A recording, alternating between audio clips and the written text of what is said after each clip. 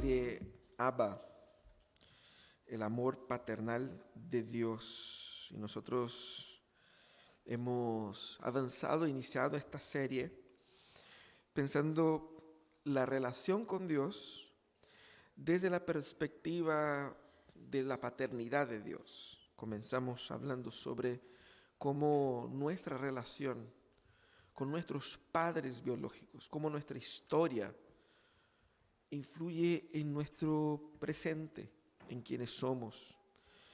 Y de igual manera muchas veces disminuimos la relación con Dios, el Padre, por nuestras experiencias familiares, ¿no? Por lo tanto, estamos hablando del amor de Dios por nosotros. Y nosotros buscamos disfrutar del amor de Dios, queriendo legítimamente, digo, ¿no?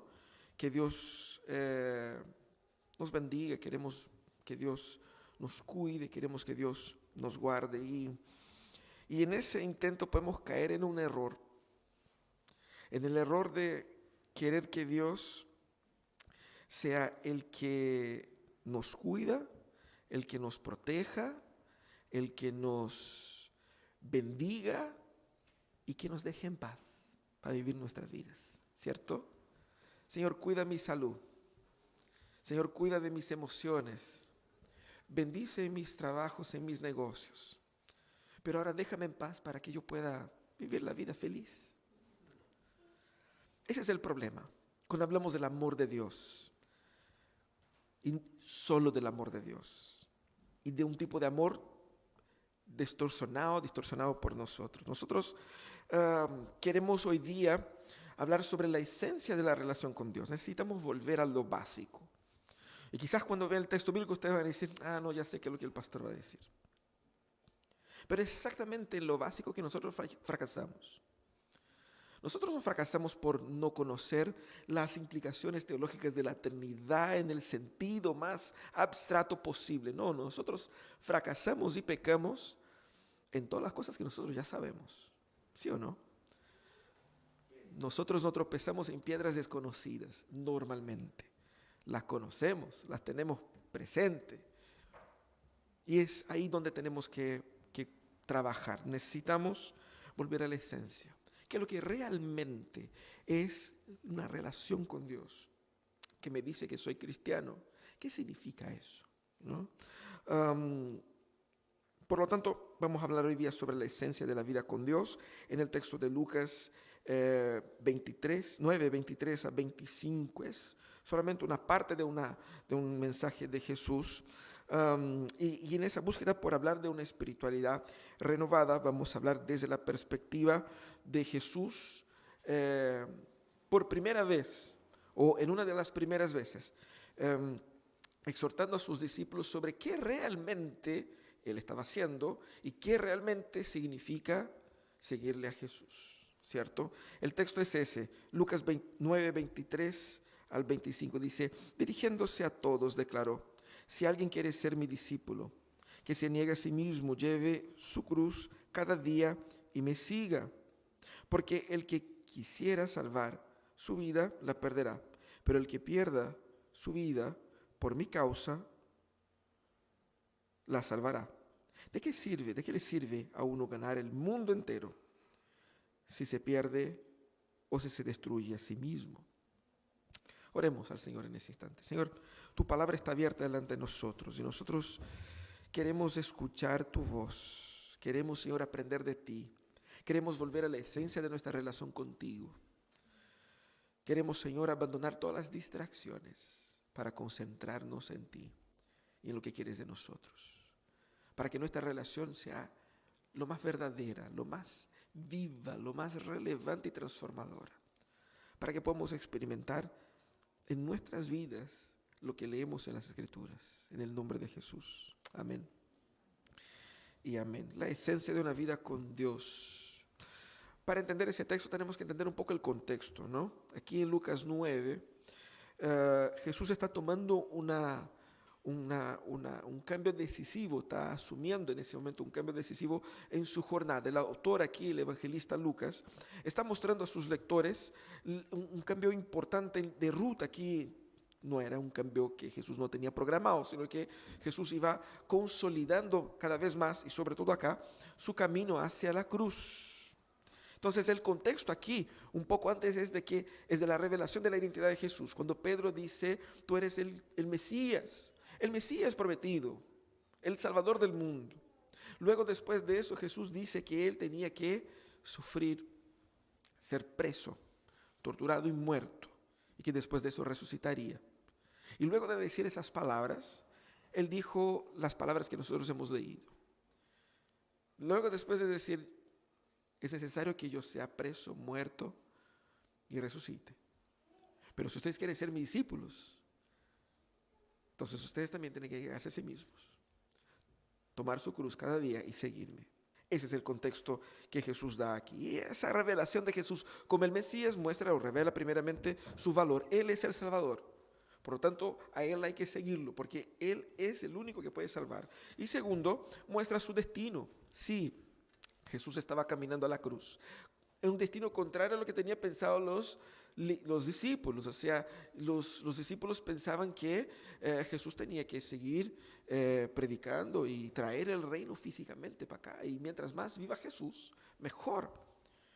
Pero Jesús tenía el destino de la cruz, y es por eso que la cruz pasa a ser clave, no solamente en ese momento, siempre lo fue, pero específicamente a partir de acá. La sombra de la cruz está presente en todo el relato, haciéndonos recordar que la cruz de Cristo representa el centro de la vida cristiana, el centro de la espiritualidad cristiana. Yo no puedo tener una relación con Dios sin entender la cruz. Sin la cruz no hay cristianismo, sin la cruz no hay salvación, sin la cruz no hay amor paternal de Dios. La cruz es un símbolo de este amor, por más contradictorio que se pueda parecer. Aquí en ese texto nosotros vemos la presentación de Jesús a una espiritualidad cristocéntrica, cruzcéntrica, y es esa la esencia de la relación con Dios. Cristo y la relación con Cristo es la esencia de nuestra espiritualidad. Y por lo tanto debemos entender cómo formar una espiritualidad cristocéntrica. ¿Qué implica una espiritualidad cristocéntrica? Tener Cristo al centro. ¿Qué implica?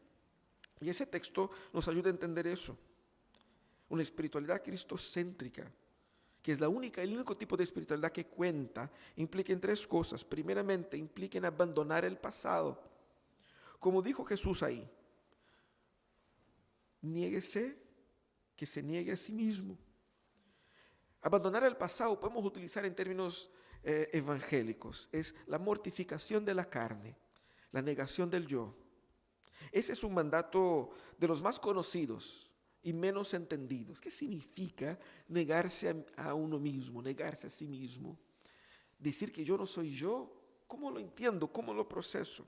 ¿Qué significa negarse a sí mismo? Primeramente, negarse a sí mismo significa el reconocimiento de su fracaso espiritual. Significa el reconocimiento de que tú no has podido salvarte a ti mismo. Además del reconocimiento obvio de que necesitas salvación. Porque alguien puede pensar que no, pero en el fondo todos sabemos que sí. Porque todos sabemos que el mundo anda mal, que nosotros andamos mal, que hay algo mal que no encaja en el mundo y que necesita ser arreglado. Ese necesita ser arreglado es lo que la Biblia llama de salvación. Y por lo tanto debemos entender que no hemos sido capaces individualmente, no seremos capaces colectivamente de salvar el mundo, ni siquiera una sola alma. Y ese es el primer paso. El primer paso para tener una relación con Dios es reconocer que esa relación no es posible por mi condición, a menos que Él tome una actitud. Entonces comienza por ahí. Pero fíjate que uno puede decir, no, sí, eso yo creo. Nosotros podemos decir que creemos, pero experimentar ese reconocimiento diariamente es otra cosa. Porque muchas veces estamos tratando de compensar, de ajustar, de ayudar a Dios en salvarme. Ayúdame y yo te ayudaré. Así como que ya Jesús te doy una manito para que me salve. Es que no es así que funciona, ¿no? Porque ese intento ya de por sí es negar la obra de Cristo. Por lo tanto, reconocer nuestro fracaso espiritual es importante, pero a nadie le gusta eso porque duele, cuesta, es un quiebre de cosmovisión, es un choque de realidad, muestra nuestra impotencia. Pero también negarse a sí mismo significa la destrucción de los ídolos del corazón. Porque tenemos nosotros muchos ídolos en nuestro corazón. ¿Qué son ídolos? Son todas estas cosas de las cuales nosotros extraímos identidad. Nosotros nos definimos por lo que hacemos, mi profesión, mi familia, mi apariencia, mis logros o cualquier cosa, mis posesiones, ¿no? Y no solamente obtenemos de ellos identidad, pero obtenemos de ellos también realización. Y damos a ellos toda nuestra atención, todo nuestro amor, toda nuestra devoción, todo nuestro tiempo y todo nuestro dinero. Y hay de aquel que piensa en hablar mal de nuestros ídolos. Si usted quiere conocer el ídolo de alguien, descubra qué hace con que esa persona se enfade más, se enoje más. Anda a ver por qué la gente anda peleando tanto ahí en Facebook. Ahí vas a cachar dónde están los ídolos. Porque no toques con mis ídolos. Nadie puede hablar mal de él. Son míos. Yo puedo hablar mal de ellos, porque son míos. Como los hermanos, ¿cierto? No toquen mis hermanos. Solo yo los puedo pegar, ¿cierto? Y ahí está. Los ídolos son todas esas cosas que son profundamente sensibles al corazón, que son así preciosas para nosotros. Y que si bien no son necesariamente así como que, ay, que me va a salvar la vida eterna y todo eso, pero es algo que me consume y ocupa el lugar de Dios ahí. Negarse a sí mismo es también negar esos ídolos. Y ahí cuesta, ¿no? Cuesta. Porque hemos dedicado nuestras vidas a ellos. Y a veces son cosas bonitas, la familia, el trabajo, cosas incluso espirituales, así el ministerio, la iglesia, y que pueden transformarse en ídolos también para nosotros. Pero efectivamente abandonar el pasado implica, en términos prácticos y constantes, la mortificación de la carne. ¿Qué significa eso? Pablo habla de la lucha del cristiano con la carne, con la carnalidad, contra el pecado que habita en nosotros. Mortificar la carne significa rechazar el dominio del pecado en mi vida y luchar contra todo lo que se opone a Dios en el corazón y en la mente. Es negarse a amar lo que Dios odia para amar lo que Dios ama. Y nosotros amamos muchas cosas que Dios odia, que Dios detesta. Y somos llamados a luchar contra eso. Es buscar una vida de santificación, un caminar en arrepentimiento, un caminar en quebrantamiento, un caminar en obediencia consciente y decidida. Eso es mortificar la carne. Nosotros pensamos, cuando estábamos en pandemia, era un desafío hacer con que las personas se conectaran y que se conectaran de una manera adecuada para el culto al Señor. Pero ahí volvimos al culto presencial y decimos, wow, todos van a volver. Pero de repente nos damos cuenta que no solamente volvió el culto presencial, pero también abrieron los parques, se abrieron los vuelos, se reanudaron las juntas. Y Dios tiene que disputar con nuestra agenda para ver si cabe espacio para Él en el día del Señor. Ahí está la carnalidad. Cuando nosotros ponemos a Dios en el mismo nivel que cualquier otra cosa que puede ser hecha en cualquier otro momento, con tanto que sea bueno, y vamos viendo, ¿por qué estoy haciendo eso? ¿Para qué? ¿Cuáles son mis prioridades? ¿Estoy yo buscando agradar a Dios solamente o estoy buscando agradarme a mí? Incluso cuando uso al Señor para agradarme a mí. Negar el pasado y abandonar el pasado, negarse a sí mismo, es abandonar a todas esas cosas que dominan nuestro corazón que no son Dios. Es abandonar ese dominio de la carne, de los deseos internos, de las pasiones incontrolables, de las profundas inquietudes que nos hacen querer ser lo que nosotros no debemos ser, amar lo que no debemos amar y buscar lo que nunca debiéramos haber empezado a buscar. ¿Cómo entonces me niego a mí mismo? Primeramente, debemos reconocer que eso no es algo que yo lo hago así, que aprieto un botón y que se cambia. Es el Espíritu Santo que inicia ese proceso de transformación. Yo solo sé que soy pecador porque Dios me dice en su palabra y el Espíritu Santo me confirma en mi corazón. De lo contrario estaría perdido. Entonces, el negarse a sí mismo es obra del Espíritu Santo primeramente. Él inicia esa obra de restauración, Él realiza esa obra de restauración en nosotros. Pero también implica un esfuerzo consciente, decidido, por querer abandonar y huir del pecado, por querer abandonar y vivir una vida floja moralmente, por querer vivir una vida que agrada al Señor y no a mis pasiones propiamente tal. Y más, abandonar a uno mismo o negarse a uno mismo significa entender que no se trata de mí. Mi vida no gira alrededor de mí. Yo no soy el centro del universo. Yo no soy el Dios de Dios para que Él me dé toda la alegría, la paz, la prosperidad y me haga feliz todos los días. Dios no tiene ninguna obligación de hacerme feliz, ninguna obligación de hacerme próspero, ninguna obligación de hacerme nada. El mundo no gira alrededor de mí, gira alrededor de Dios. Y por lo tanto negarse a sí mismo es reconocimiento de que el mundo gira alrededor de Cristo y no de mí. Ahí estoy comenzando a caminar con Dios, cuando yo entiendo quién es Él y quién soy yo. Aclarado eso, abandonándose o negando a sí mismo, uno es llamado entonces a entregarse totalmente. Mira lo que Jesús dice, uno tiene que llevar su cruz cada día. Y Jesús utiliza aquí una metáfora apuntando a lo que Él iba a hacer concretamente, ¿cierto?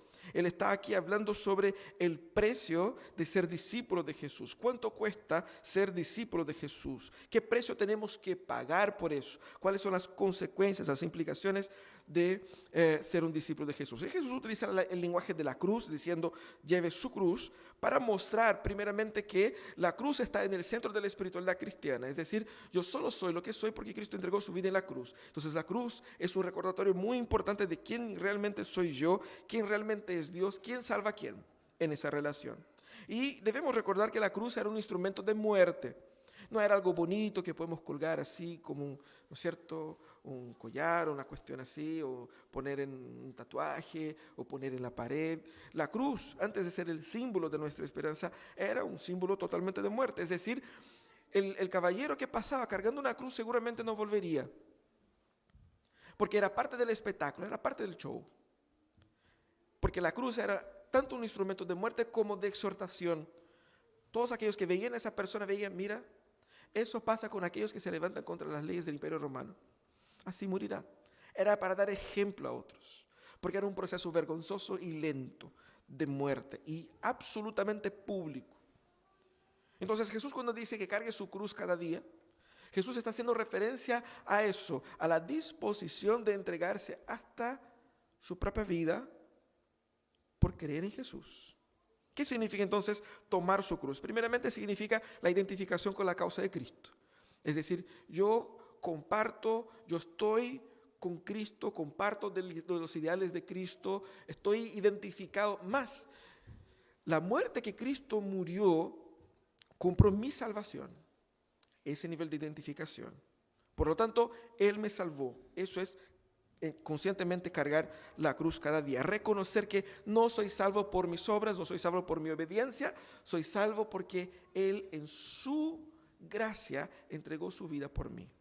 Pero también significa un compromiso extremo con Cristo, al punto de estar dispuesto a sufrir todo tipo de persecución, todo tipo de sufrimiento, todo tipo de maltrato. Y quizás alguien va a decir, bueno, en nuestros días no sufrimos tanto, no tenemos tanta persecución así, más que nada, alguien puede ser menospreciado puntualmente aquí y allá, pero no hay así como que están matando canutos por ahí, ¿cierto?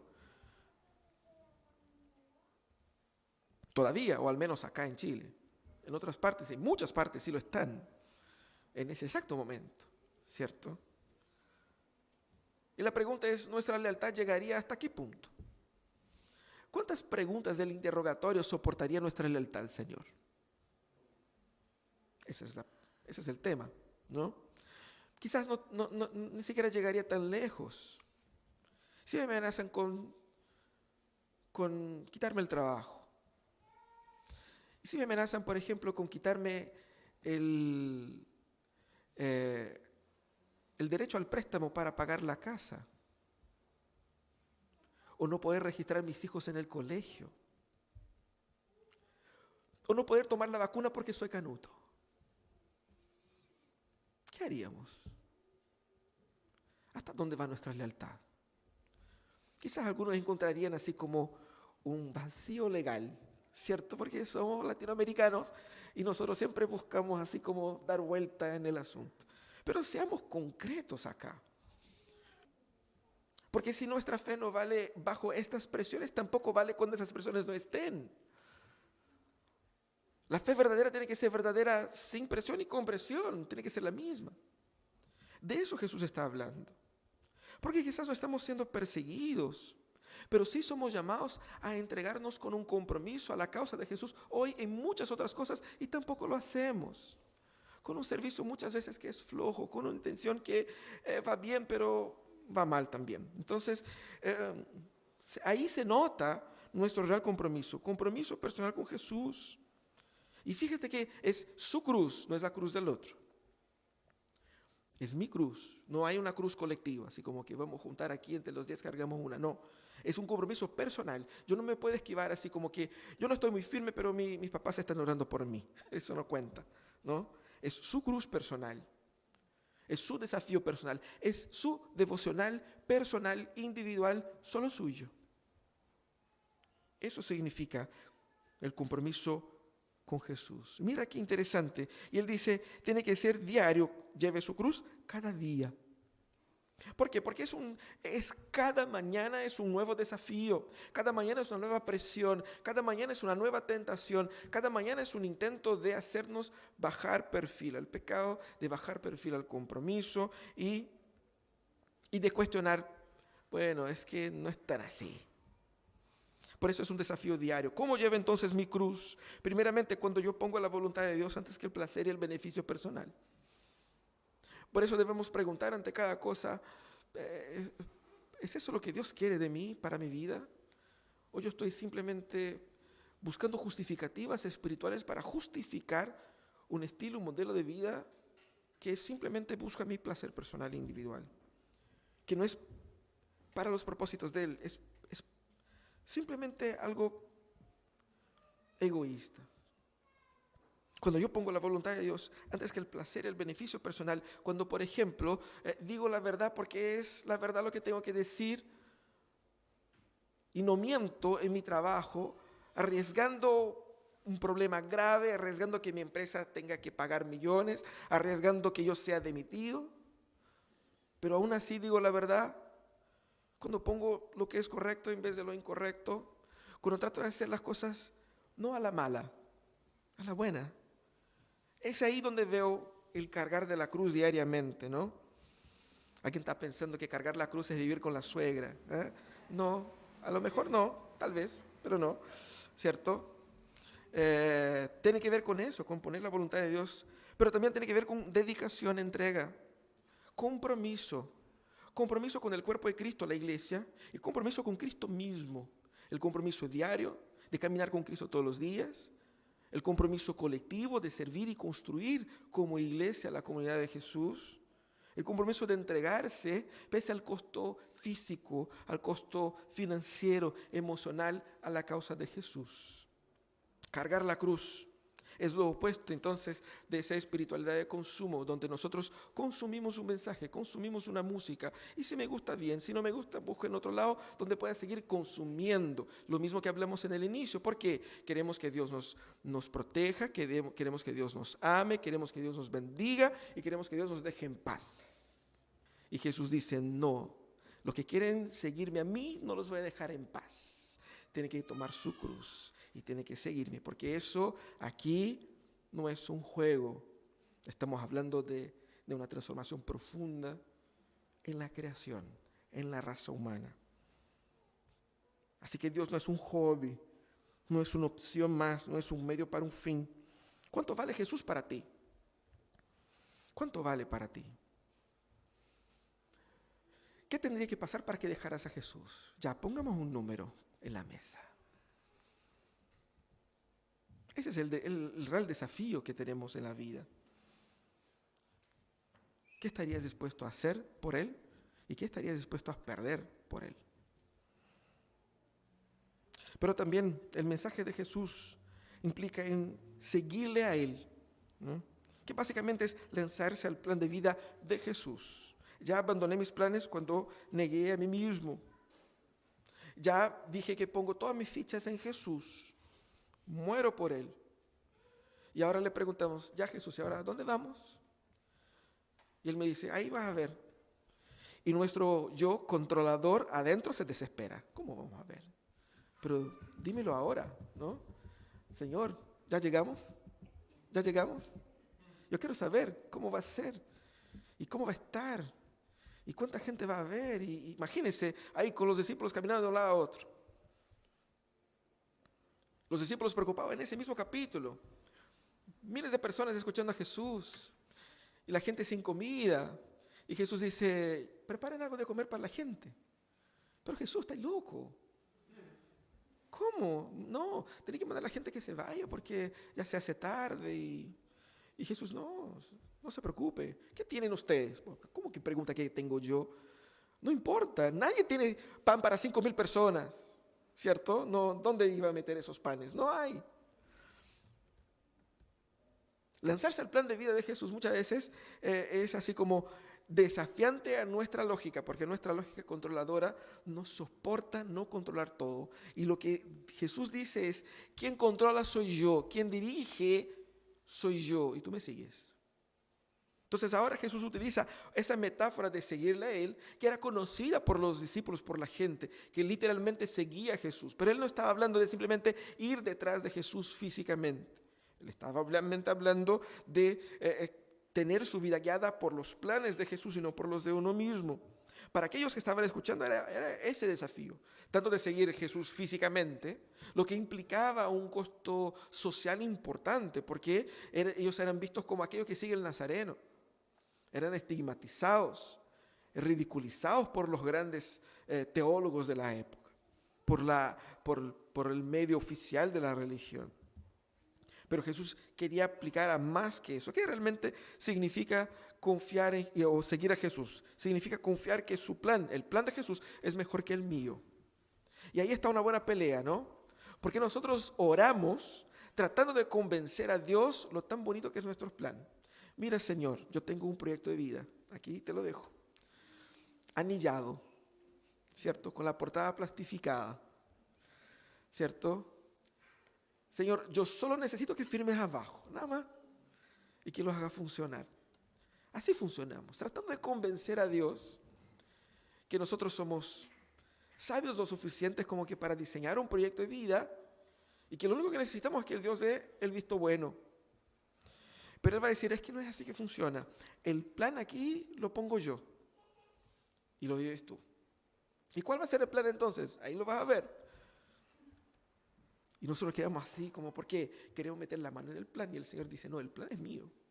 Ustedes son mis seguidores. Confiar que el plan de Jesús es mejor que lo de uno mismo es fundamental para decirse cristiano.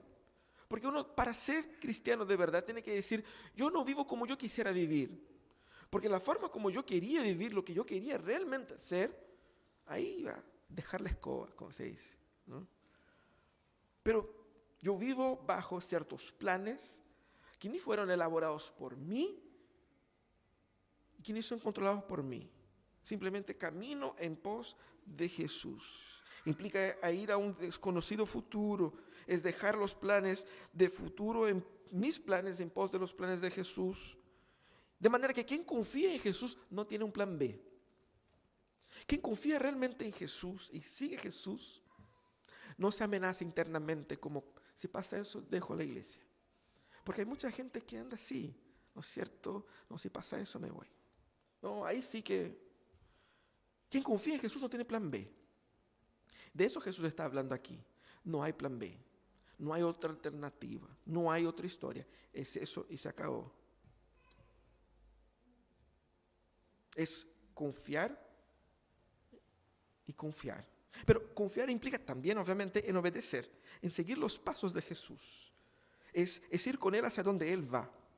Y Jesús nos llevará a caminos. De la misma manera que hablamos la semana pasada. Cuando queremos escuchar la voz de Dios, tenemos que saber que Dios va a decir cosas que no queremos escuchar. Cuando queremos seguir a Jesús, tenemos que saber que Jesús nos va a llevar a caminos donde nosotros no queremos ir. Pero de eso se trata.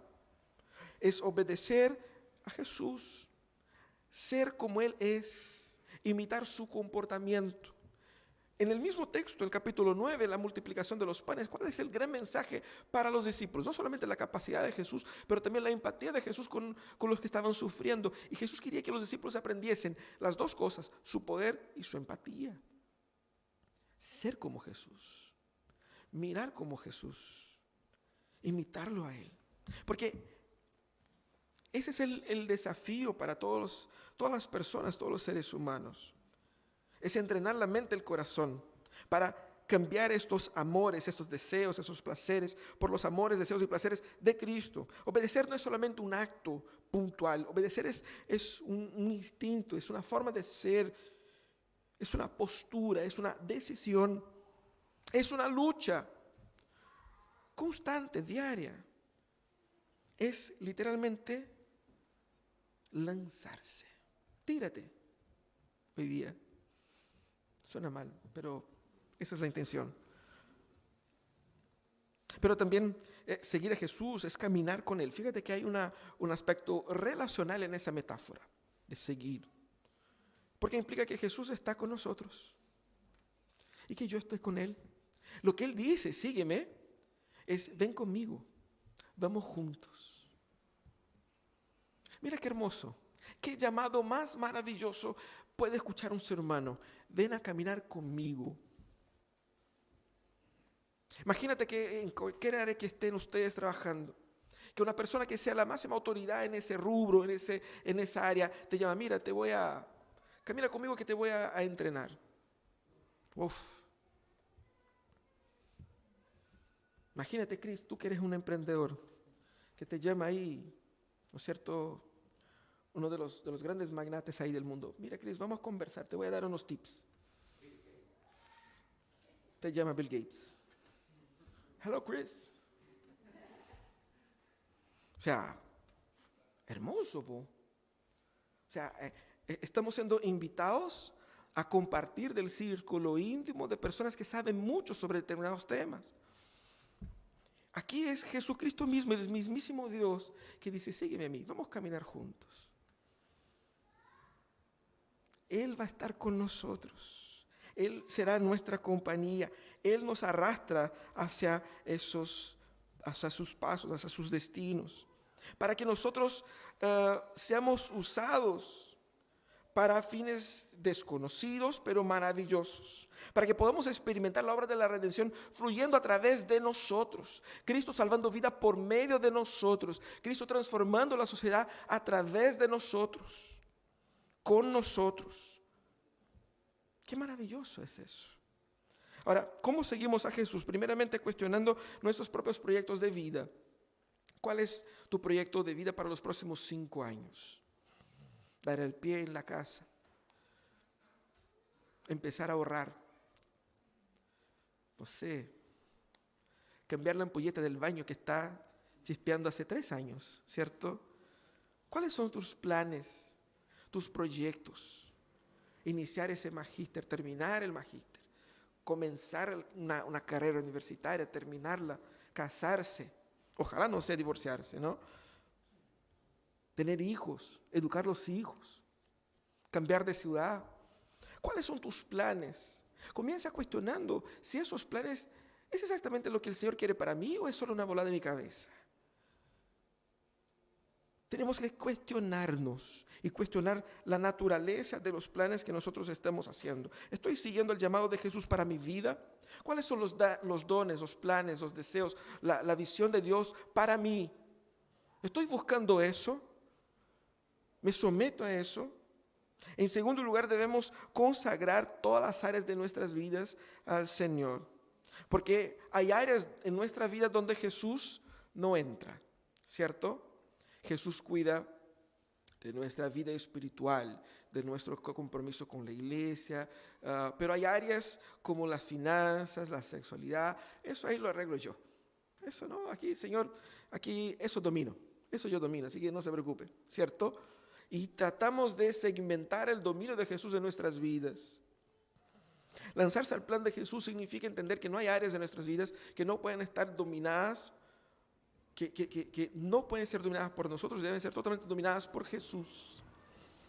Porque el plan de Jesús implica todo, todas las cosas.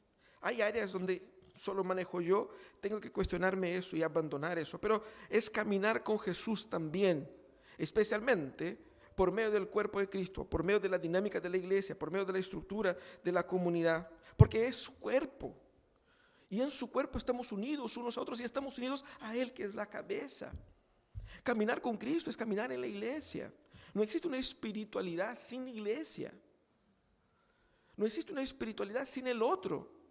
Porque los dones que Dios me da es para el beneficio del otro. Si yo estoy solo, no doy beneficio a nadie, no cumplo con la misión, no estoy siguiendo a Jesús. Seguir a Jesús era seguir a Jesús junto con todos los demás seguidores de Jesús. Ser parte del cuerpo de discípulos de Jesús, eso era. La meta de la vida del discípulo es ver la gloria de Cristo en el mundo por medio de la iglesia.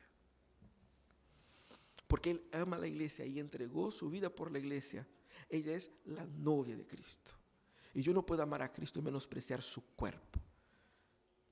Es ahí donde yo me lanzo en el plan de vida de Jesús. Debemos entonces, hermanos, volver a esa esencia, la esencia de nuestra espiritualidad, abandonando el pasado, negándose a sí mismo, entregarse totalmente al plan de Jesús, con total dedicación y a lanzarse al plan de vida de Jesús. Eso es lo que debemos hacer para diariamente recordar nuestra espiritualidad verdadera. ¿Cómo nosotros entonces enfrentamos eso? Quizás uno escucha y dice, wow, es duro, ¿no? Qué duro es ese mensaje. Pero Jesús en los versículos 24 y 25 dice, no es un mensaje duro, porque es simple. El que quiera salvar su vida la perderá, y el que pierda su vida por mi causa la salvará. Porque ¿qué gana el hombre si tiene todo, pero pierde su vida? No es duro, es un mensaje de liberación, porque nos libera primeramente del dominio del pecado sobre mí. Él me hace libre de ese yo que me estaba llevando al infierno. Entonces, abandonar y negarse a sí mismo es negar aquello que me estaba llevando a la destrucción, y Él me da fuerzas para eso. Tomar la cruz me hace recordar que yo tengo salvación, que yo tengo futuro, yo tengo esperanza. Y yo me entrego totalmente por esa esperanza que me salvó. Y más, me llama a caminar con Él, escuchar su voz, caminar hacia los destinos que Él tiene preparado para mí, hacia una vida mejor. Es una vida de transformación, de salvación. Y nosotros, para experimentar plenamente todas estas cosas, debemos hacer lo que dice Jesús: negarnos a nosotros mismos, tomar nuestra cruz cada día y seguir a Jesús y no a nosotros mismos. Ese es un símbolo de los moravianos, un grupo protestante que entregó su vida a la misión. Y ellos dicen, nuestro Cordero ha vencido, sigámosle. Y hoy día, el día de la Reforma, recordamos eso: nuestro Cordero ha vencido. Todos los demás perdieron. El único plan que funciona en el mundo es el plan del Cordero. Él ha vencido. No es que vencerá, no es que está ahí en veremos, ya está. Sigámosle. Vamos a orar al Señor.